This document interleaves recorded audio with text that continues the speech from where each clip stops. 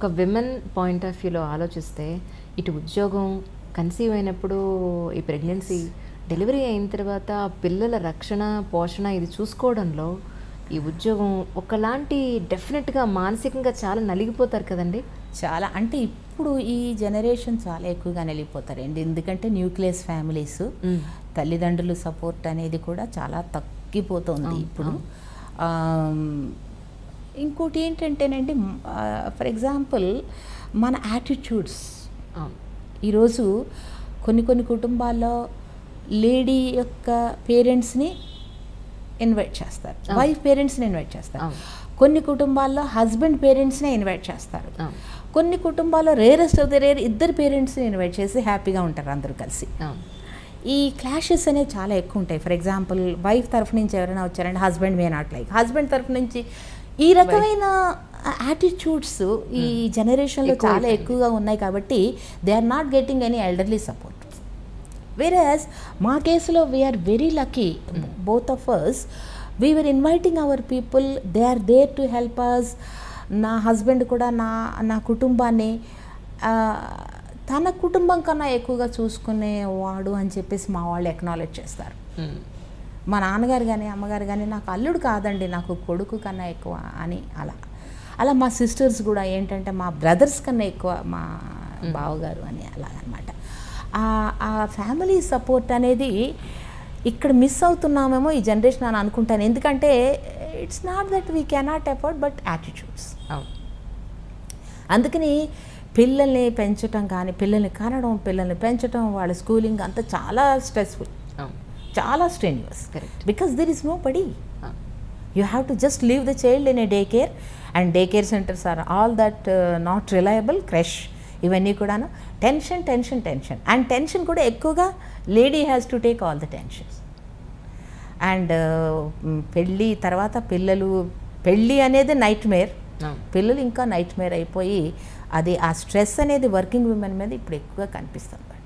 అంటే ఒక్కసారి ఒక హ్యూజ్ లెవెల్లో ఆలోచిస్తే కనుక ఒక విమెన్ గురించి చదువు, కెరీర్ అంతా పక్కన పెడితే ఆఫ్టర్ మ్యారేజ్ డెఫినెట్గా ఇన్ని బాధ్యతల మీద వేసేసుకుని ఇంట బయట కూడా ఇంత టెన్షన్గా, మానసికంగా, శారీరకంగా ఇంత నలిగిపోవడం కన్నా చదువు కంపల్సరీ ప్రతి మనిషికి కావాలి, అంతవరకు పెట్టుకుంటే విమెన్ లైఫ్ కొంచెం సంతోషంగా, ప్రశాంతంగా ఉంటుందని మనం అనుకోవచ్చు అంటారా? దానికి ఎక్కువ పాత రోజుల్లో లాగా దానికే ఎక్కువ ఇంపార్టెన్స్ ఇస్తే బెటర్ ఏమో అనిపిస్తుంటుంది ఒక్కొక్కసారి. అంటే 2 schools of thought. One school of thought ఏంటంటే, if women is educated, let us say engineering, ఇప్పుడు ఇంజనీరింగ్ కాలేజెస్ వచ్చేసాయి, అందరూ ఇంజనీర్లే ఇప్పుడు. అంతకుముందు BA BCom చదువుకునే వాళ్ళు కొంతమంది, ఎక్కువ మంది ఉండేవారు. ఇప్పుడు అలా కాదు, అందరూ ఇంజనీర్సో, డాక్టర్సో, MBA అలా చదువుతున్నారు, మంచిగా చదువుతున్నారు. చదివిన తర్వాత ఆ చదువుని కనుక ఉపయోగంలో పెట్టకపోతే ఫ్రస్ట్రేషన్. అంటే డబ్బు కోసమే కాదు, ఇంత చదివి ఉద్యోగం చేయట్లేదా, ఇంట్లో కూర్చొని వాట్ యూ విల్ డూ. మనకి ఏంటంటే your kitchen work is not going to engage you all through out. ఎంత చేస్తావు కిచెన్. పిల్లలు చదివించడం ఓకే, పిల్లలు చైల్డ్ కేర్లో తప్పకుండా కొంత వాళ్ళని స్కూల్కి పంపించడం, అటెన్షను, బేబీ కేర్ ఇది తప్పదు. కానీ సమాజంలో కూడా ఈరోజు మన దేశం అభివృద్ధి చెందాలి అంటే, చైనా ఎందుకు అభివృద్ధి చెందిందండి? 100% అందరూ పనిచేస్తారు, లేడీస్ అంతా కూడా పనిచేస్తారు.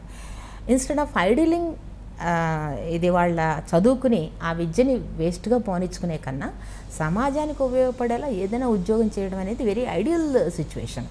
కాకపోతే మనం ఎందుకు మీరు నేను ఇలా ఫీల్ అవుతున్నాం, ఎందుకు డిస్కషన్స్ వస్తుందంటే, ఈ సమాజంలో మగవాడు ఆడవాళ్ళ వర్క్ని షేర్ చేసుకోవటం లేదు. మనది ట్రాన్సిషన్ సొసైటీ. ఆ ట్రాన్సిషన్ సొసైటీలో మగవాళ్ళు ఇంట్లో వంట చేశాడు అనుకోండి, ఏంట్రా ఆడదానిలో వంట చేస్తున్నావు, కాఫీ ఇస్తే ఏంట్రా ఆడదాని పని నువ్వు చేస్తున్నావు అంటే మనమే డిస్కరేజ్ చేస్తున్నాం అనమాట. నిజంగా వాళ్ళు చేయాలనుకున్నా మనం డిస్కరేజ్ చేస్తున్నాం. మన మైండ్ సెట్ మారినంతకాలం, మన యాటిట్యూడ్స్ మారినంతకాలం ఆడవాళ్ళకి మిజరీ తప్పదు. తప్పదు కాబట్టి ఏం చేస్తున్నారంటే, చాలామంది చదువుకున్న అమ్మాయిలు హౌస్ వైఫ్స్గా పరిమితం అయిపోతున్నారు. It's a loss to the society, loss to that particular individual.